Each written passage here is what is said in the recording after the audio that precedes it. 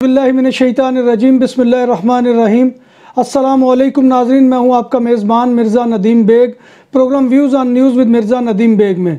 ناظرین محترم، آج 27 اکتوبر اور منگل کا روز ہے، اور میں منگل کے روز کے خبرنامے کے ساتھ آپ کی خدمت میں حاضر ہوں، جس میں اسپین، یورپ اور دیگر ممالک کی خبریں شامل ہوتی ہیں۔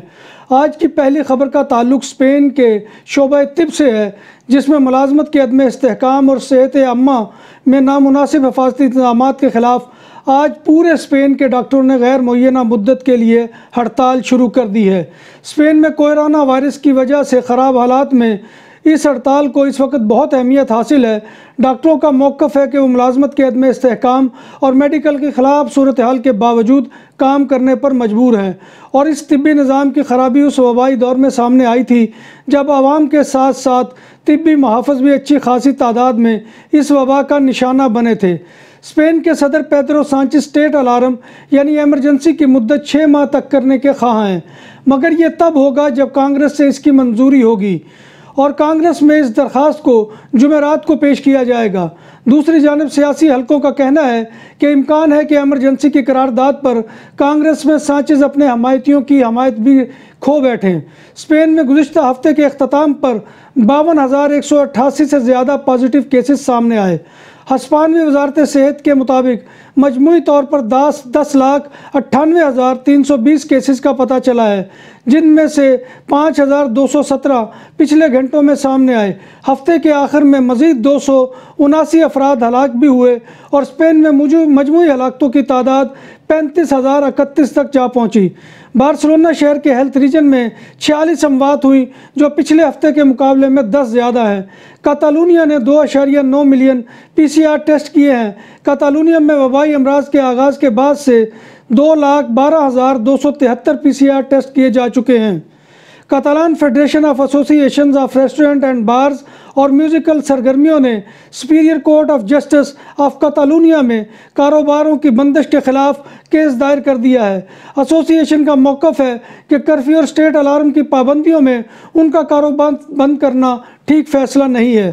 اسپین میں صحت کے نظام کا شکار کووڈ کے مریضوں کی وجہ سے 13.7% مریض عام وارڈز میں داخل ہیں، اور 24.2% انتہائی نگہداشت والے یونٹوں یعنی ICU میں موجود ہیں۔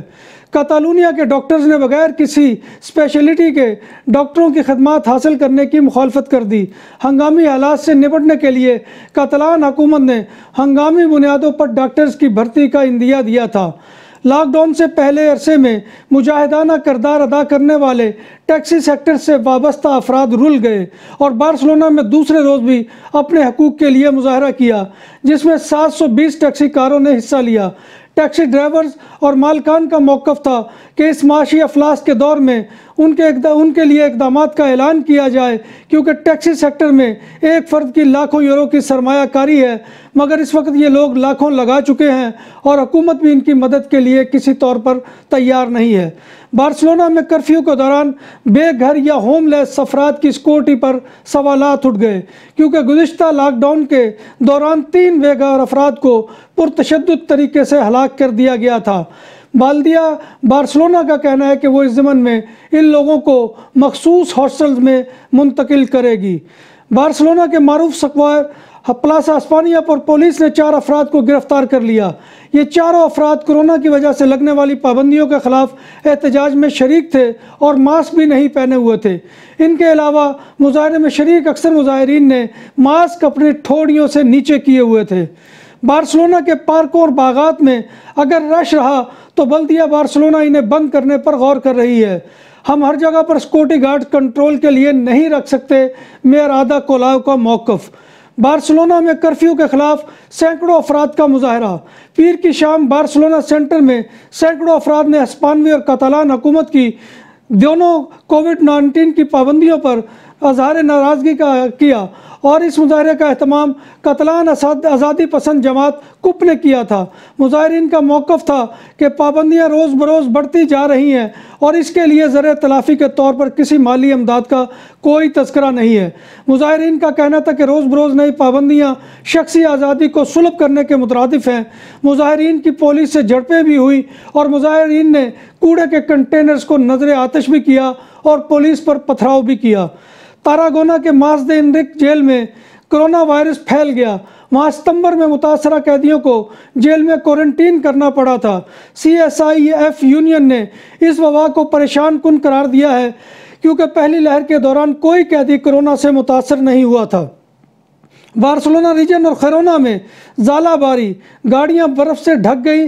ज़ालाबारी से ओसाना, बायस, ओरिएंताल, मारिज्मा और रीजन ऑफ ला सिल्वा और सान सलोनी शामिल हैं, जबकि बाज़ इलाकों में शदीद बारिश भी हुई। रात के वक्त बाज़ इलाकों में शदीद तरीन धुंध का राज रहा। स्पेन में कनारिया जज़ायर के अलावा तमाम मुल्क में आयद कर्फ्यू का मकसद रातों की पार्टियों को ख़त्म करना है, मगर पाबंदियों के बावजूद इस हफ्ता के आखिर में गैर कानूनी पार्टियों का इनकाद हुआ।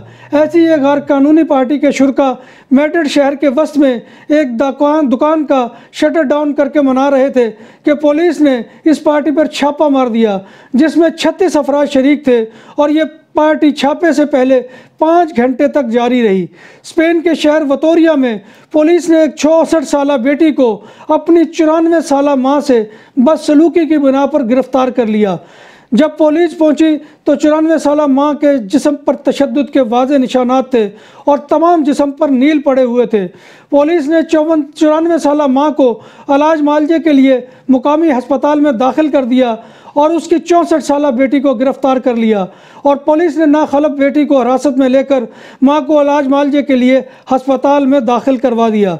कोरोना की दूसरी लहर में इटली में नए केसेस की तादाद बढ़ती जा रही है। इतालवी वज़ीर आज़म ने मुल्क भर में स्मार्ट लॉकडाउन का ऐलान कर दिया है। इटली में कोविड-19 के नए केसेस की तादाद 20,000 तक जा पहुंची है। वबा की रोकथाम के लिए इतालवी वज़ीर आज़म को मुल्क में स्मार्ट लॉकडाउन का नफाज करना पड़ा। इटली में सुबह 5 बजे से शाम 6 बजे तक दुकानें और कारोबार खुले रहेंगे। शहरी सिर्फ इमरजेंसी में फॉर्म पुर करके अपने साथ रखकर बाहर निकल सकेंगे। शाम 6 बजे के बाद रेस्टोरेंट, बार्स और फास्ट फूड खाना टेक अवे कर सकेंगे। खेलों के मैदान, park, gym, cultural centre, theatre 26 अक्टूबर तक 24 नवंबर तक बंद रहेंगे। ब्राज़ील के साबिक फुटबॉलर रोनाल्डिनियो कोरोना वायरस का शिकार हो गए। बीमारी की तशखीस के बाद उन्होंने खुद को सबसे अलग थलग कर लिया है और वो इन दिनों एक होटल में मुकीम है। इससे पहले पुर्तगाल के फुटबॉलर और मैड्रिड के खिलाड़ी रोनाल्डो भी कोरोना वायरस का शिकार हो चुके हैं। श्रीलंका की पार्लिमान में ड्यूटी पर मामूर एक पुलिस एहलकार में कोरोना वायरस की तशखीस के बाद पार्लियामेंट की इमारत को बंद कर दिया गया। श्रीलंकन पार्लियामेंट की इमारत पीर से 2 रोज़ के लिए बंद रहेगी और इस दौरान इमारत में जरासीम कुछ अद्वियात का स्प्रे किया जाएगा। फ्रांस ने खबरदार किया है कि यूरोप को कम से कम 2021 के वस्त तक कोरोना वायरस के खिलाफ नबर्दाज़मा रहना पड़ेगा। यूरोप में यौमिया रिपोर्ट होने वाले केसेस की तादाद गुज़िश्ता 10 दिनों में दुगनी हो चुकी है। सऊदी वजारत उम्रा हज उम्रा ने बैरून मुल्क से आने वाले उम्रा ज़ाहिरीन के लिए SOPs यानी एहतियाती तराबीर जारी कर दी हैं, जिस पर अमल करना लाजिम होगा। SOPs के मुताबिक मस्जिदुल हराम में उम्रा और नमाज, नीज़ मस्जिद नबवी की ज़ियारत और रोज़ा शरीफ में नमाज के लिए पेशगी बुकिंग कराना होगी। ये बुकिंग ऐप के ज़रिए से कराई जाएगी। सऊदी वजारत अफरादी कुव्वत ने रियाज में 26 दुकानों को सील कर दिया और सऊदीज़ेशन के ख़िलाफ़ वर्जी पर 44 तारकीन वतन को गिरफ्तार कर लिया। सऊदीज़ेशन का मतलब यह है कि कोई भी मेल जो है वो ख़वातीन से मुतल्लिक़ अशिया नहीं भेज सकता। इस पर जो है पुलिस ने वहाँ पर 36 दुकानों को सील कर दिया है। नाज़रीन मोहतरम, ये थी आज की खबरें और इंशाअल्लाह कल नई खबरों के साथ आपके साथ मुलाकात होगी। आखिर में गुजारिश वही है कि आप हमारे चैनल BBC अपडेट TV को सब्सक्राइब करें, इसके प्रोग्राम को लाइक करें, शेयर करें और कमेंट बॉक्स में आकर कमेंट करें। आपके कमेंट हमारी रहनुमाई के लिए बहुत ज़रूरी होते हैं। इसी दरख्वास्त के साथ आपने मेज़बान मिर्ज़ा नदीम बेग को इस दुआ के साथ इजाज़त दीजिए कि अल्लाह तबारक व ताला हम सब को ईमान और सेहत की सलामती के साथ ज़िंदा और पाइंदा रखे। अल्लाह हाफ़िज़।